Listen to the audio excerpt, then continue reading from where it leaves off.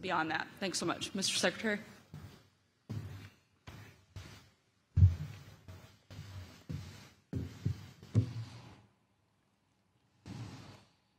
Good afternoon. I want to give an update in advance of President Trump's summit with Chairman Kim Jong-un. As the President said on Saturday, this is truly a mission of peace. This afternoon, the President called Prime Minister Abe of Japan and President Moon of South Korea. Earlier today, our ambassador, Sung Kim, led a delegation to meet with Vice Foreign Minister Choi Son-hui and his and her North Korean delegation. The talks continue this afternoon, even as we sit here now. They're in fact moving quite rapidly, and we anticipate they will come to their logical conclusion even more quickly than we had anticipated. Before discussing the summit, I want to address a report in the New York Times that suggested that the U.S. team lacks the technical expertise on dismantling North Korea's weapons program as part of these talks. I want to address that report directly. For over 3 months, an interagency working group of over 100 experts across government has met multiple times per week to address technical and logistical issues associated with dismantling North Korea's weapons programs. They include experts from the military charged with dismantling nuclear weapons, the Department of Energy, including PhDs and experts from DOE labs, and officials from the intelligence community covering North Korea. Right now, we are watching Mike Pompeo delivering a speech in Singapore where the historic meeting between North Korean leader Kim Jong-un and President Donald Trump will be taking place tomorrow. Who have expertise in nuclear weapons, the fuel cycle, missiles, chemical and biological weapons. They have advanced degrees in nuclear engineering, physics, chemistry, aerospace, biology, and other relevant fields. On the ground in Singapore, we have a team that includes the President's senior-most expert in weapons of mass destruction, who can cover any technical needs that the meetings may present. Any suggestion that the United States somehow lacks the technical expertise across government or lacks it on the ground here in Singapore is mistaken. North Korea has previously confirmed to us its willingness to denuclearize, and we are eager to see if those words prove sincere. The fact that our two leaders are sitting down face to face is a sign of the enormous potential to accomplish something that will immensely benefit both of our peoples and the entire world. President Trump believes that Kim Jong-un has an unprecedented opportunity to change the trajectory of our relationship and bring peace and prosperity to his country. We are hopeful this summit will have set the conditions for future productive talks. In light of how many flimsy agreements the United States has made in previous years, this President will ensure that no potential agreement will fail to adequately address the North Korean threat. The ultimate objective we seek from diplomacy with North Korea has not changed. The complete, verifiable, and irreversible denuclearization of the Korea Peninsula is the only outcome that the United States will accept. Sanctions will remain until North Korea completely and verifiably eliminates its weapons of mass destruction programs. If diplomacy does not move in the right direction, and we are hopeful that it will continue to do so, those measures will increase. President Trump recognizes Chairman Kim's desire for security and is prepared to ensure that a North Korea free of weapons of mass destruction is also a secure North Korea. The President has also expressed his openness to expanding access to foreign investment and other economic opportunities for North Korea if they take the right steps. All the preparations for the summit have come together very nicely. The President met this afternoon with Minister Lee of Singapore. It was an important opportunity to thank the Prime Minister of Singapore for his partnership in helping make this summit a reality. Singapore is home to over 4,000 American companies and is a long-standing commercial partner, and we thank them for their help in making this summit what it is. The President also had a chance to visit with our embassy team here in Singapore and thank them for their tireless work to make this summit a success. For example, at tomorrow's summit, there will be some 5,000 members of the media from all over the world that will be covering this historic event. President Trump is going into this meeting with confidence, a positive attitude, and eagerness for real progress. He has made it clear that if Kim Jong-un denuclearizes, there is a brighter future for North Korea. Tomorrow, we will get our clearest indication to date of whether Chairman Kim Jong-un truly shares this vision. I'm happy to take a couple questions.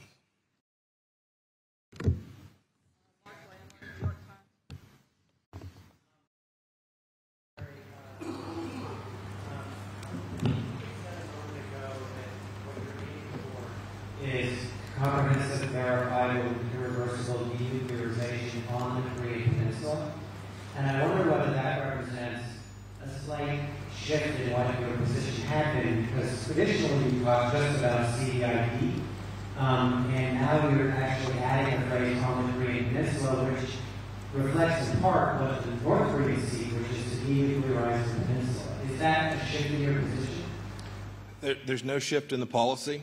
It is the case that we are prepared to make security assurances necessary for the North Koreans to engage in that denuclearization. That is, we're prepared to take actions that will provide them sufficient certainty that they can be comfortable that denuclearization isn't something that ends badly for them. Indeed, just the opposite, that it leads to a brighter, better future for the North Korean people.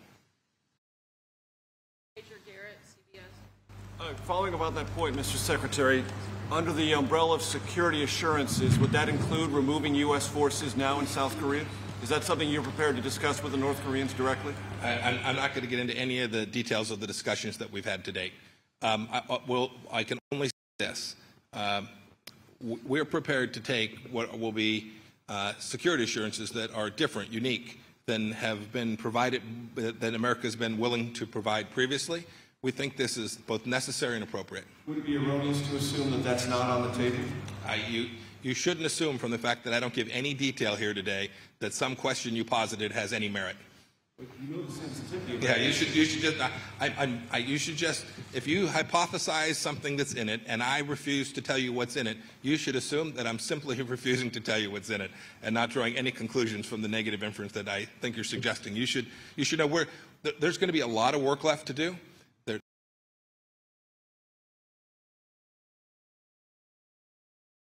To conduct them between the two. Mr. Secretary, it's clear what the U.S. expects from the North in terms of denuclearization, but sometimes there's been a suggestion from North Korean officials that their concept of denuclearization might preclude the deployment of dual-capable aircraft on the Korean Peninsula, or even the B-52s Guam, or aircraft carriers, U.S. aircraft carriers here in the Korean Peninsula.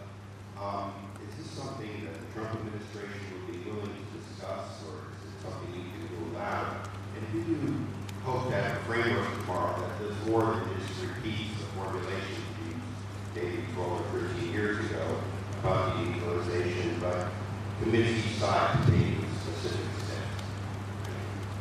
So I think the first part of your question.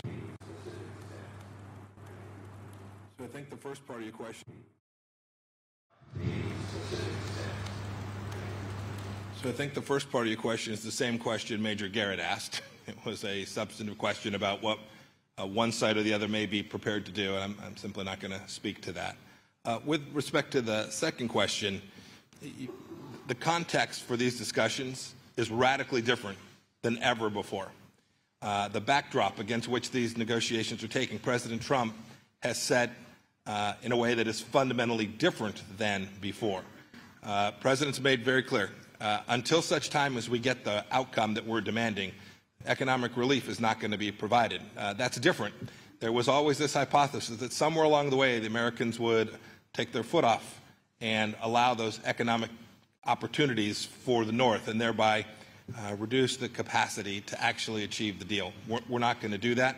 So these discussions that will take place tomorrow between Chairman Kim and President Trump will set the framework for the hard work that will follow. And we'll see how far we get, but I'm very optimistic that we will have a successful outcome from tomorrow's meeting between these two leaders. It's the case. In each of those two countries, there are only two people that can make decisions of this magnitude, and those two people are going to be sitting in a room together tomorrow.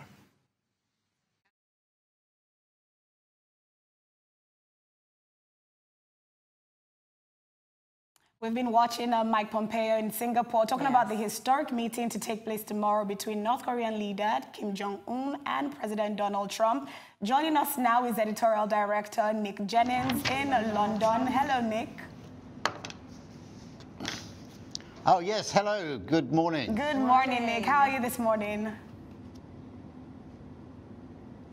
Yeah, I'm very good. It's very interesting just listening to Mike Pompeo there giving a briefing to the press in Singapore about how preparations are proceeding for the summit and what's going to be the basic agreement that they come to, or what's the possibility of an agreement. And he, once again, endorsing what Donald Trump has been saying, is that they are very confident they're going to get a positive outcome from the meeting tomorrow between Trump and Kim Jong-un. But what exactly that means, a positive outcome, remains to be seen. But I think what is being stressed behind the scenes is that we're not going to get an immediate resolution of the nuclear disarmament of the Korean Peninsula tomorrow. I think it's going to be just the first stage. As Donald Trump has said, this is all about building a relationship. And he said during his recent summit in Quebec over the weekend, he said that he will know within 5 seconds of meeting Kim Jong-un whether Kim Jong-un is serious about taking away his nuclear defense system and whether he is the sort of person that Donald Trump thinks he can do a deal with. Right. So what does a positive outcome look like? Well, that's a very good question. I think a positive outcome will be the fact that the two think that they can do business together. And they are quite a long way apart on what is going to be the crucial demand by the United States, that they want the complete nuclear disarmament of North Korea, which has to be verifiable. And Mike Pompeo there in that press conference stressing yet again that, you know, in the interim, sanctions are not going to be eased on North Korea. And if North Korea doesn't show if Kim Jong-un doesn't express some kind of agreement to a process by which this denuclearization is going to take place, not only are sanctions not going to be eased, but they may well be tightened. Now, the other sort of fly in the ointment, if you like, which could prove difficult, is the continued presence of up to 38,000 American troops in South Korea. And this is one thing that North Korea sees as a threat. And Mike Pompeo, once again, they're stressing that there was going to be no promise from the Americans that those troops are going to be withdrawn until they see some real positive indications and positive steps from the North that this denuclearization process is going to start. And I think the difficult thing is what people having too much high expectations of some sort of major communique coming out of the talks. I think what we're going to see tomorrow, although it's difficult to predict this, is some kind of chemistry that these two leaders think that they can work together. What would you say China's involvement and role is in all of this? Well, I think China's involvement behind the scenes is absolutely crucial, not forgetting, of course, that North Korea borders China, and China has been the biggest supporter of North Korea ever since its existence. And it's no secret that Kim Jong-un flew in on an Air China aeroplane. I think the sanctions that have been imposed by Donald Trump, and he's been to the Security Council to get the key partners involved in this, and those two key partners, members of the Security Council that actually border North Korea, are Russia and China. China, in the past, very recently, in fact, being accused of helping to break sanctions for North Korea. There's no doubt that that has been tightened to a great extent, and North Korea is really feeling the economic pinch. That's why one of the reasons many analysts say that Kim Jong-un wants now to come to the table and have a discussion. But the principle behind all this, I think, is the economic future of North Korea rests very, very clearly with its relationship with China. Well, thank you, Nick. We will definitely be following this story throughout today and tomorrow. Thanks, Nick. Wow, that brings us to the end of the morning show today. Thank you at home for watching. From the entire morning show team here in Lagos, all that's left to say is enjoy the rest of your morning and, of course, the rest of your day. Goodbye.